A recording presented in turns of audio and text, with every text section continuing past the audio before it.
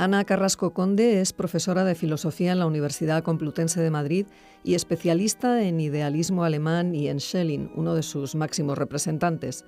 Tiene 3 libros publicados en los que indaga desde un punto de vista filosófico sobre el mal, el terror y el infierno como destrucción del yo. Además del idealismo alemán, la profesora Carrasco tiene otros muchos intereses y un currículum mucho más extenso, como nos explica en la siguiente entrevista Francisco José Martínez, que es catedrático de Metafísica en la UNED.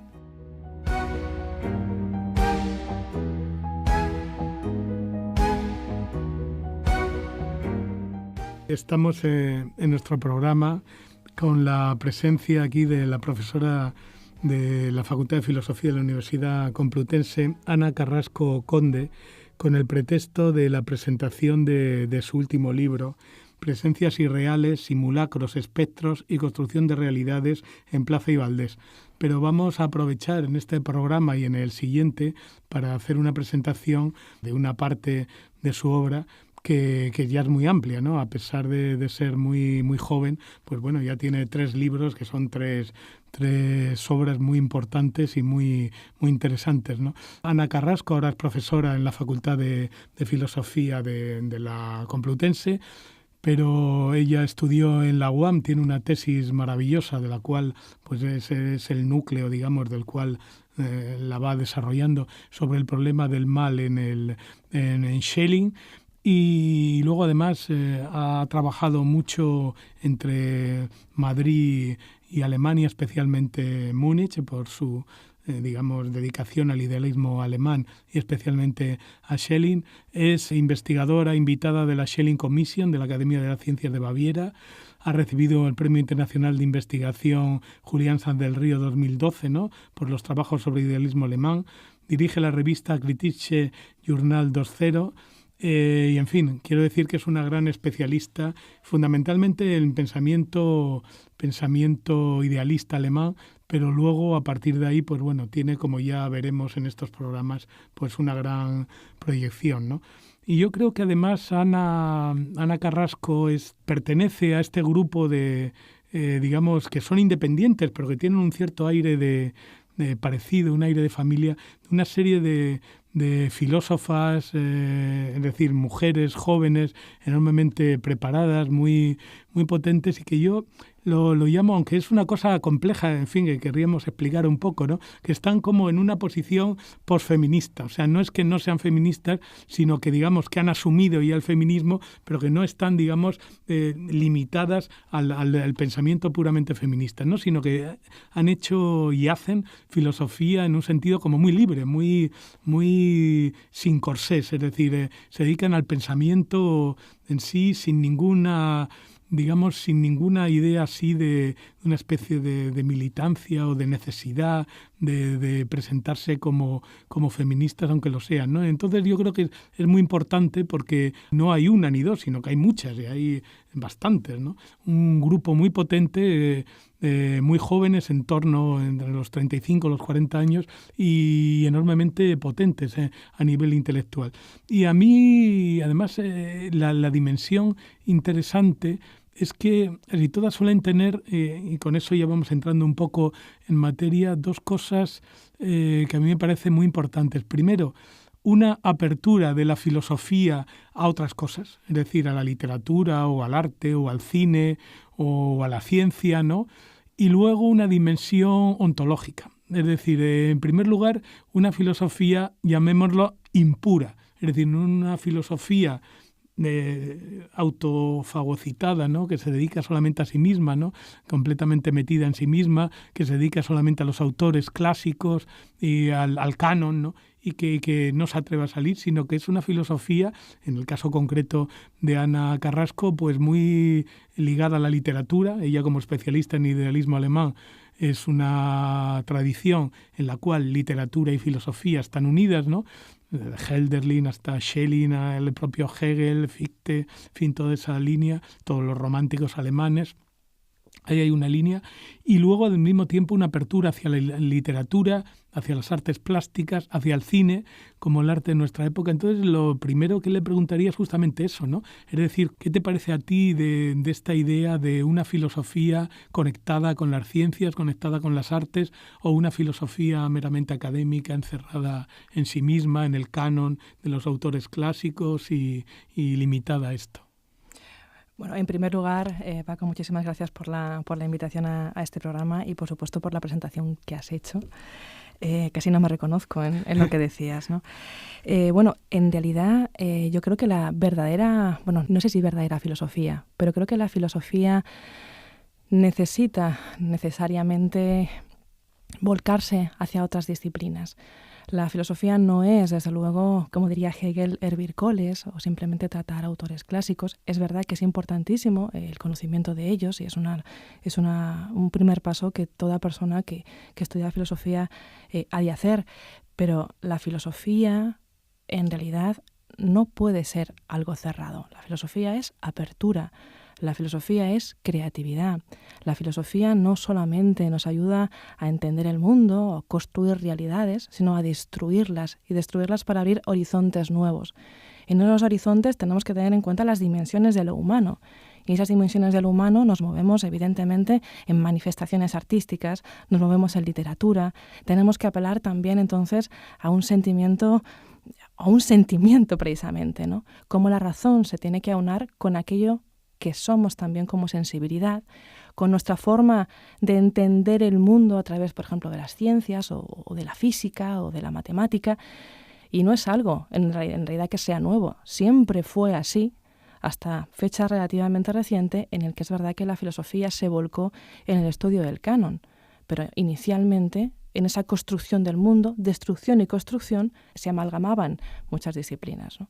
Sí, yo creo además que en eso sí que somos todos, en ese sentido, posmodernos, justamente por rechazar un poco esa escisión demasiado clara en la modernidad entre, por un lado, la razón, por otro lado, los sentimientos, la cuestión de la sensibilidad. O sea que ahora seguimos, yo creo, debemos de seguir siendo racionalistas, pero ya no racionalistas de la pura razón, sino recuperar esta cuestión de la sensibilidad, los sentimientos, y ahí hay que reconocer que que los temas del idealismo alemán son esenciales, porque ellos, claro, ellos recuperaron tanto en su vida como en su obra todos estos elementos, digamos, no racionales, entre comillas, ¿no? Uh-huh. Los sentimientos, las pasiones, la sensibilidad, puramente, digamos, el contacto, ¿no? El tacto, el oído, el olfato, es decir, todos los sentidos, ¿no? Y no solamente, digamos, la visión o el oído, ¿no? Que son los sentidos más intelectuales, ¿no?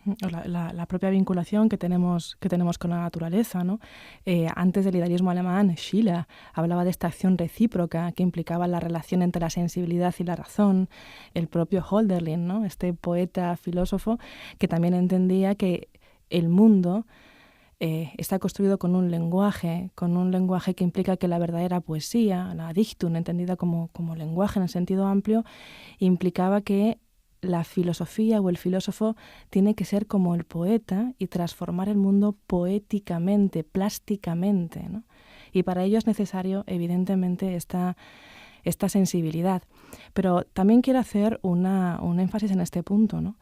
Es muy curioso porque cuando hablas acerca de la razón y la sensibilidad, una de las cosas que encontramos es que la razón normalmente se asocia con el elemento crítico, con el elemento, fíjate, aquí me sale un poco el ramalazo, ¿no? El elemento masculino, y en cambio la sensibilidad tiene que ver con el elemento femenino.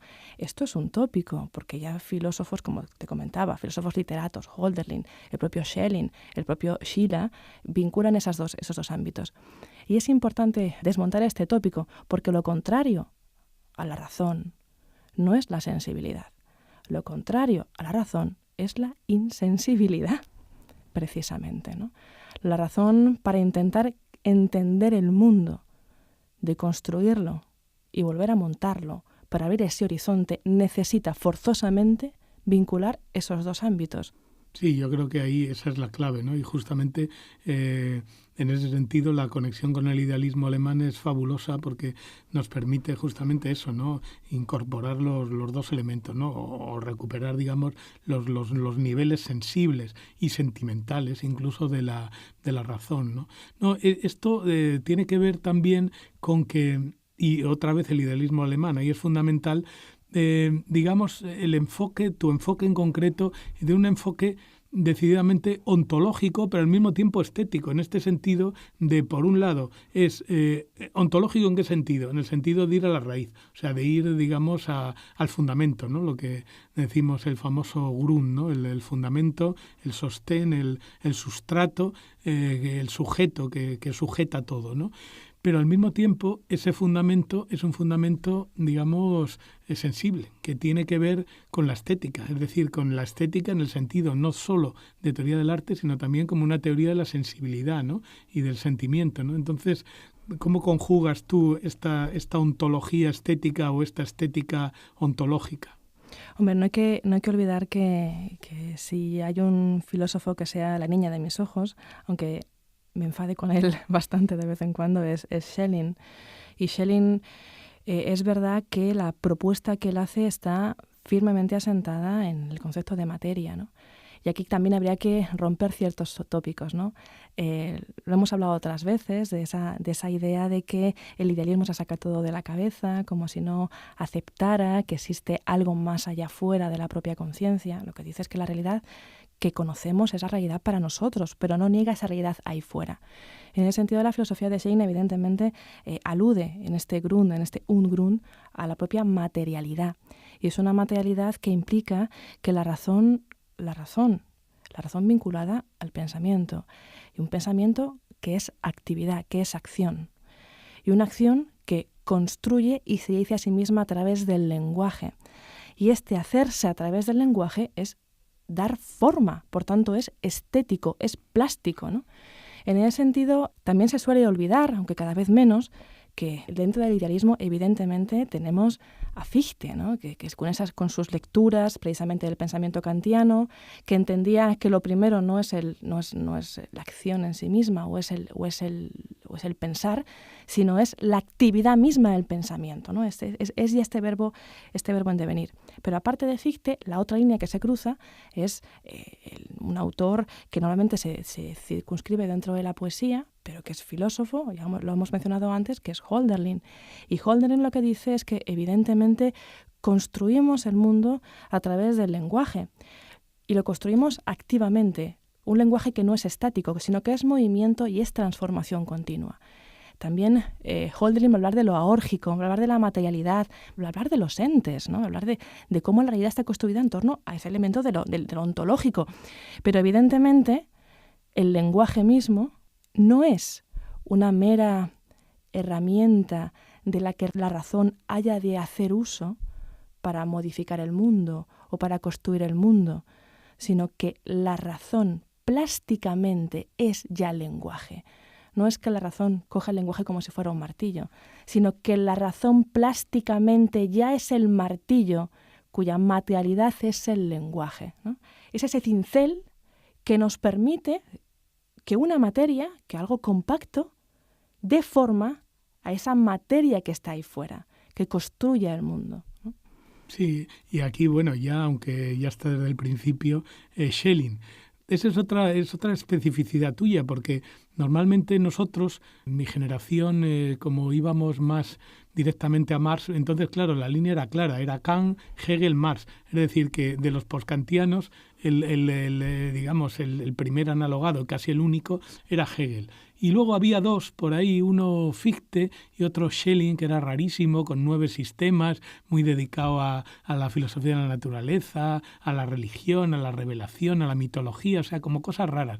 Entonces, digamos, en la línea nuestra marxista, reconstruyendo, digamos, los antecedentes de Marx, pero entonces nos encontrábamos con Hegel, con Kant. Entonces había una línea Kant, Hegel, Marx que a Fichte y sobre todo a Schelling los apartaba. Entonces, justamente, el poner el acento en Schelling a mí me parece interesante. Yo hace mucho tiempo, aunque iba más por la idea de la filosofía de la naturaleza, intenté hacer conexiones entre el joven Marx y el joven Engels, por cierto, que fue el que tenía más relación con él, con el viejo Schelling, justamente en clave anti-hegeliana. Es decir, en una especie de recuperación de Schelling contra Hegel, ¿no? O contra el hegelianismo de derechas, para entendernos. Pero claro, tú has puesto el hincapié y el foco desde el principio de tu espléndida tesis en Schelling. Claro, la pregunta es ¿por qué Schelling? ¿Qué te interesó de Schelling y por qué crees que Schelling es relevante frente, por ejemplo, a Hegel o frente al propio Fichte, ¿no? Bueno, hay dos líneas para responder a tu pregunta. La primera tiene que ver con esta lectura de que el idealismo absoluto, ¿no?, tenía que ver con Hegel, esta figura de Hegel como culminación del idealismo alemán. Bueno, hay que tener en cuenta, y aquí creo que es muy importante tener en cuenta no solamente el contexto histórico, sino también las circunstancias personales de los filósofos. Los filósofos somos personas y muchas veces se olvida esto. Y como personas nos dejamos llevar además por envidias, por pasiones, por egocentrismos, incluso por actos generosos, ¿no? Esta lectura de Fichte, Schelling, Hegel, ¿no?, realismo subjetivo, realismo objetivo y realismo absoluto, es una lectura propalada por el propio Hegel. Claro. En sus lecciones sobre historia de la filosofía. Él se pone como culminación. Pero fíjate que coincide en un momento, y tiene que ver además por qué me interesaba tanto Schelling, en el que la propuesta de Schelling es tan terrible, tiene consecuencias tan brutales para la concepción filosófica de ese momento, que se embarca en la tarea de escribir las edades del mundo, en 3 versiones, la del 1811, 1813, 1815, no consigue acabar ninguna y tiene que ver con que Schelling se da cuenta de que hay algo que queda fuera de las redes racionales, que no puede ser condicionado, no puede ser convertido en objeto, que no se puede manifestar y no sabe qué hacer con eso. El sistema no cierra. Como el sistema no cierra, Schelling no puede cerrar las edades del mundo. ¿Y qué es lo que hace? No publica. No escribe, desaparece. Desaparece para pensar en este momento, ¿no? Esto hace que de repente la filosofía hegeliana tenga más poder. Evidentemente, Hegel es un autor maravilloso que hay que estudiar con atención porque también muestra grietas en el sistema muy interesantes, pero la figura de Hegel de repente tiene más peso porque los otros han desaparecido. De forma que la lectura fuerte que se va a hacer es la lectura de Hegel, que sostiene entonces que el idealismo no tiene nada que ver con el materialismo. De ahí la revuelta y la crítica de Marx y de Engels contra el sistema hegeliano, ¿no? Pero fíjate que si volvemos un poco a este periodo, cuando Schelling es llamado a Berlín una vez que ha muerto Hegel, ¿no? Y era un poco la llamada de Schelling a Berlín era para que pudiera ahogar las semillas, ¿no?, de este dragón hegeliano. Schelling da unas lecciones sobre el concepto de existencia. A esas lecciones asiste Marx, ¿no? Entonces, fíjate que en esta línea Schelling tiene muchos problemas con respecto a su sistema. Y se suele olvidar entonces este elemento del que ya hemos hablado antes, ¿no?, en la pregunta anterior, de que Schelling sí que es materialista. El idealismo no afirma en ningún caso que no exista la materia o que no hay una realidad fuera de la propia construcción de la conciencia. De forma que es precisamente autores como Deleuze, autores como Nancy, autores como Derrida, autores como Zizek, ¿no?, quienes han vuelto a recuperar a un Schelling, aunque es un Schelling pasado por Hegel. Es un Schelling pasado por Hegel. A mí me interesaba entonces recuperar qué es lo que había dicho directamente Schelling. En ese sentido, claro, ¿por qué Schelling? Por lo que he dicho, parecería que es por eso por lo que me dediqué a Schelling. Y en realidad Schelling fue para mí un encuentro fortuito. A mí el problema que me ha preocupado desde siempre, y además cuando digo que me preocupa desde siempre es porque creo que la filosofía tiene que ver con una responsabilidad y tiene que ver con un compromiso. Y cuando haces filosofía no es que elijas estudiar filosofía, es que estás mordida por la filosofía, no puedes escapar de eso, ¿no? Y en ese compromiso, en esa responsabilidad, en esa pasión, a mí lo que me preocupaba era el problema del mal. Así que cuando empecé a estudiar la carrera me preocupaba el mal, ¿no? Y recuerdo pues cómo martirizaba a mis profesores, ¿no? Me recuerdo a Mariano Brasa en filosofía medieval. Y recuerdo sobre todo pues la primera vez que hablé con Félix Duque en unas clases que nos dio de historia de la filosofía moderna, en el que mencionó a Schelling. Y hablaba de Schelling y el Grund y el fundamento. Y que precisamente le había enfocado el problema de la materialidad del Grund con el problema del mal. Y en ese momento para mí algo hizo clac, ¿no? Porque es verdad que cuando estaba investigando el problema del mal, hice una estancia en Francia para estudiar el mal en la filosofía medieval, pero estaba insatisfecha, no me servía. Y cuando empecé a leer a Schelling, también hay que decir, porque llegó a mis manos un librito fabuloso de Arturo Leite, que se llama Las épocas de Schelling, que es un libro que si los que nos están escuchando no han leído, lo recomiendo encarecidamente. A mí se me cayó un poco la venda de los ojos, ¿no? Me di cuenta además que la propuesta de Schelling era muy potente, pero porque era un idealismo distinto, pero tan distinto, que, por ejemplo, había hecho que Habermas escribiera un texto en Teoría y Praxis precisamente sobre el materialismo de Schelling. Entonces, en este materialismo de Schelling, ¿cómo podía entonces entender el problema del mal? ¿Cómo podía entender el problema de la libertad, el problema de la voluntad? Y siempre enfocado en un aspecto importantísimo, que es la realidad en sí misma. ¿Cuál es la realidad del mal? Porque Schelling parte de esto, no parte de la posibilidad del mal. Parte de que el mal es efectivo, ¿no? Es efectivo. Decía Henrik Stephens, que es un naturfilósofo que acompañó a Schelling en su desarrollo de esta línea filosófica, que el mal es una realidad cuya actualidad precede siempre a la posibilidad. Porque el mal existe, nos preguntamos por él. Y claro, piensa que esta niña que empezó a estudiar la carrera dijo, claro, por eso yo quiero estudiar el mal, quiero entender el mal. Quiero entender el mal no porque piense en la posibilidad del mal, sino porque cuando yo miro el mundo, lo que veo no es el bien, lo que veo es el mal. Lo que veo es la injusticia, no la justicia. Y en el fondo, y esta es una propuesta que es un poco la que está siempre en el fundamento de todo mi trabajo, creo que la filosofía, en muchos casos, se convirtió en una especie de tejido racional, una coraza que nos permitía dar orden al mundo y quitarnos miedo, ¿no? Recuerdo el libro 1 de la metafísica, ¿no? ¿Por qué? De Aristóteles, ¿no? El origen de la filosofía es la maravilla, ¿no? El asombro.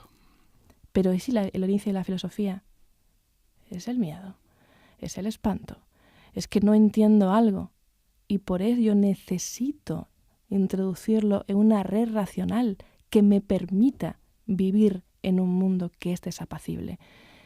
Y si la filosofía se desarrolló hasta tal punto que lo que hizo fue desarrollar cada vez más una malla más fuerte y más resistente, arrojando siempre fuera del sistema el mal. Claro, cuando se hablaba del mal en Sócrates, por ejemplo, ¿no? Este desconocimiento.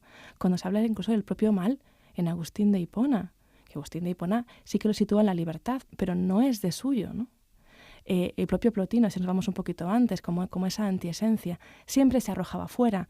El propio Hegel, también el concepto de mal, aparece al final superado como un elemento necesario.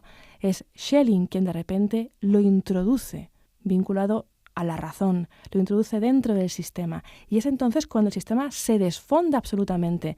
¿Por qué considero que Schelling es la culminación del idealismo alemán? No porque con él se produzca su acabamiento, sino porque creo que Schelling lo desfonda. Creo que Schelling es aquel que tiene la valentía de desfondar el sistema racional. Y por eso creo que es necesario e imprescindible recuperarlo. Recuperarlo como, por ejemplo, ha hecho Deleuze, porque el propio Schelling es aquel que sitúa en el origen del sistema este infundamento, este fundamento originario, el Ungrund, el Urgrund, que tiene que ver con la indiferencia. Indiferencia, que en alemán se dice Indifferenz, ¿no? Gleichgültigkeit, que es el reproche que le hace Hegel a Schelling en la filosofía del espíritu. Por tanto, implica que lo que tenemos en el inicio no es una sola cosa, que se va desarrollando, sino que es aquello que está en la diferencia, ¿no? Indiferencia, utiliza el neologismo, ¿no? Una diferencia que hace que ya no tengamos que movernos en ámbitos binarios, en ámbitos duales. Hay otra cosa distinta. Así que la pregunta es, ¿qué es esta cosa distinta que tiene que ver con la construcción del sistema y una construcción del sistema que tiene que alojar necesariamente al mal en su interior? Esa es la clave, ese es Schelling. Y ya para ir acabando, pues de esa espléndida tesis y de toda tu reflexión sobre Schelling, has sacado 3 libros espléndidos en los últimos años, los 3 en Plaza y Valdés, y que tratan un poco, que es a lo que nos vamos a dedicar el próximo programa. El primero, Infierno horizontal, sobre la destrucción del yo. Luego el segundo, el que está, digamos, como más directamente metido en la tesis, ¿no? La limpidez del mal, el mal y la historia en la filosofía de Schelling. Y el último, el que ha salido este año, Presencias irreales, simulacros, espectros y construcciones de realidades. Es decir, por un lado el infierno, por otro lado el mal y por otro lado los espectros, ¿no? Entonces, digamos, con ese triple enfoque, ¿no? Y a partir de ese manantial de indiferencia, en el sentido de elemento previo a la división entre identidad y diferencia, pues son los 3 temas y los 3 libros que vamos a tratar en el próximo programa. Pues lo dejamos aquí, como siempre, agradeciendo a Ana Carrasco que haya estado con nosotros y incitando a los oyentes a que se lancen hacia estos libros, donde obtendrán mucha sabiduría y mucha belleza, porque son libros muy bien escritos, donde la literatura, el arte, el cine se combina con la ontología y son muy aprovechables en todos los sentidos. Muchas gracias y ya hasta el próximo programa. Muchísimas gracias, Paco.